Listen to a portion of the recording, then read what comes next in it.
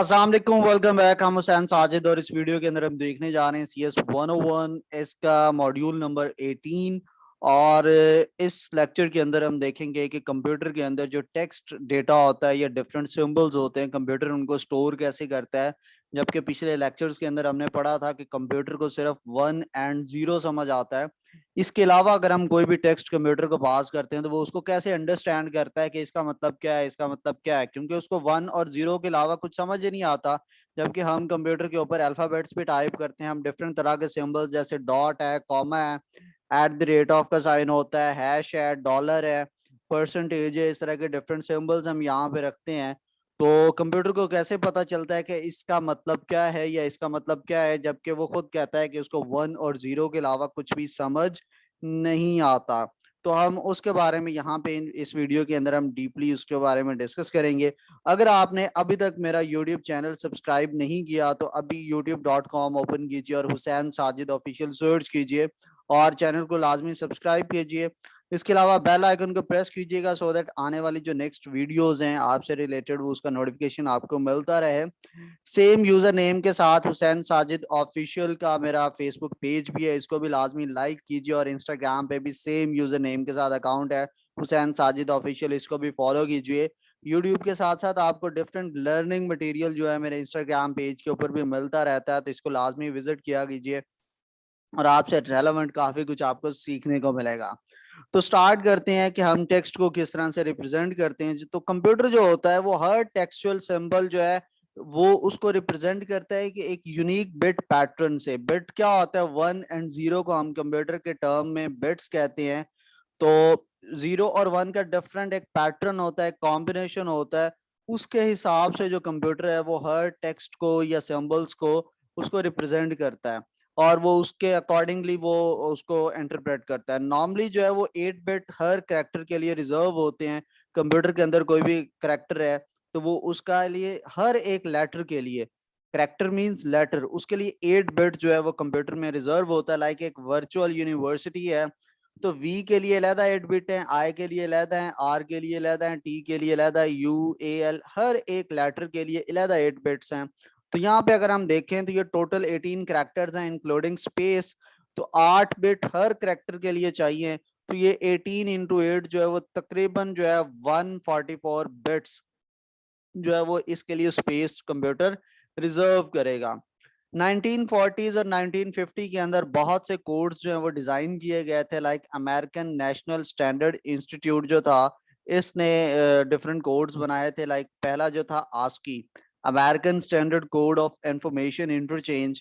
तो इन्होंने डिफरेंट तरह के कोड्स बनाए थे, उसके अकॉर्डिंगली जो है वो टेक्स्ट है या डिफरेंट सिंबल्स हैं वो कंप्यूटर के अंदर सेव किए जाते हैं।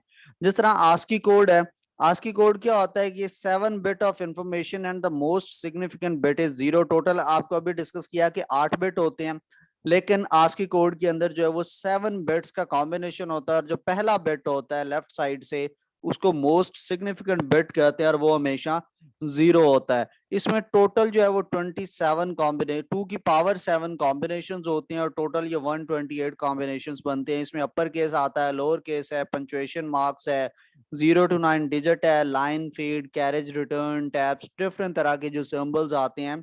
यहाँ पे स्क्रीन पे आप देख सकते हैं कि लिखा हुआ है हेलो।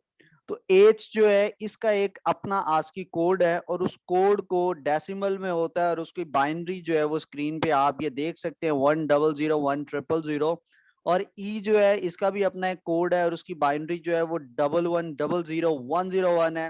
फिर एल है 0 1 1 0 फिर एल है 0 1 1 0 1100 और फिर ओ है, फिर डॉट है। तो इन सारों के लिए डिफरेंट तरह के पैटर्न्स हैं। आप यहाँ पे ये स्क्रीन पे देख सकते हैं, ये एक टेबल मैंने शो करवाया, इसको कहते हैं आस्की टेबल। आपके पास डिफरेंट करैक्टर्स हैं, लाइक आपके पास स्पेस है, एस्केप है, कीबोर्ड का हर बटन जो है वो एक करैक्टर है और हर करैक्टर के अगेंस्ट डेसिमल डिजिट्स, मतलब 0 to 0 1 2 3 जो हम नॉर्मल बात करते हैं इनको हम डेसिमल डिजिट्स कहते हैं। और पिछले लेक्चर्स के अंदर हमने इसके ऊपर हमने डीपली बात भी की है।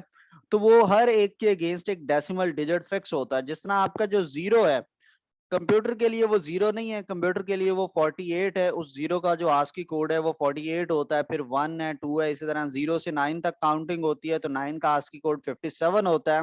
फिर ये कॉलन है, इसका 58 है, सेमी कॉलन का 59 है, इक्वल है तो 61 है, कैपिटल ए है तो इसका आस्की कोड 65 है, इसी तरह से कैपिटल जी तक सीक्वेंस में ये जाते जाएं तो 90 है इसका कोड। फिर स्मॉल ए है, ये 97 से स्टार्ट होता है, और जो स्मॉल जी है 122 तक जाता है। तो आप कोई भी बटन प्रेस करते हैं तो कंप्यूटर के पास जो है वो उसका आस्की कोड जाता है डेसिमल के अंदर, और वो फिर बाइनरी में कन्वर्ट होता है, और हर लेटर के लिए एक 8 बिट बाइनरी कोड जनरेट होता है, और वो कंप्यूटर के मेमोरी के अंदर सेव हो रहा होता है। इसमें कुछ लिमिटेशंस हैं जिसकी वजह से हम इसको हर जगह पे यूज नहीं कर सकते। वो क्या लिमिटेशंस हैं कि ओनली 128 कैरेक्टर्स आप इसके अंदर रखवा सकते हैं, इससे ज्यादा नहीं रखवा सकते। फिर जो इंटरनेशनल ऑर्गेनाइजेशन ऑफ स्टैंडर्डाइजेशन है, इन्होंने और बहुत ज्यादा जो एक्सटेंशन है आस्की के अंदर वो ले आए हैं, तो आप उसकी एक्सटेंशंस को आप यहाँ पे जो है वो यूटिलाइज नहीं कर सकते।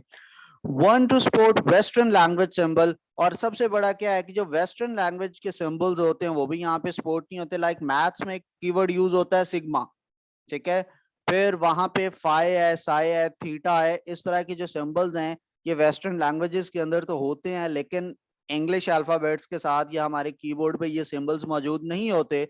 तो कंप्यूटर इसको कैसे रिकॉग्नाइज करेगा कि मैंने इन सिंबल्स को कैसे स्टोर करना है? तो ये जो आस्की कोड वाला जो पैटर्न है ये यहाँ पे लिमिटेड हो जाता है।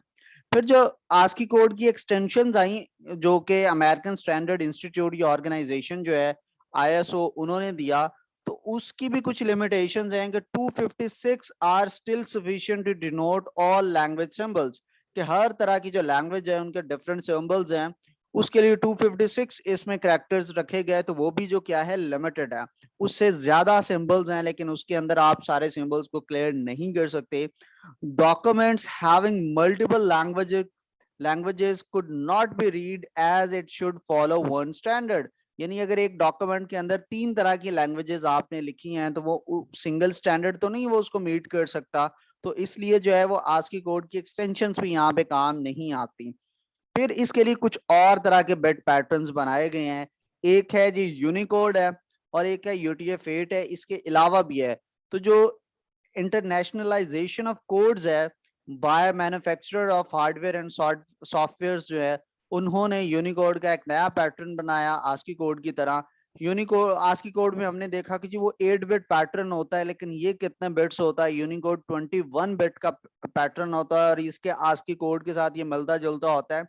और ये thousands of characters like Chinese, हर्बियो, जापानीज, इस तरह की लैंग्वेज के कैरेक्टर को भी ये सपोर्ट करता है यूनिकोड।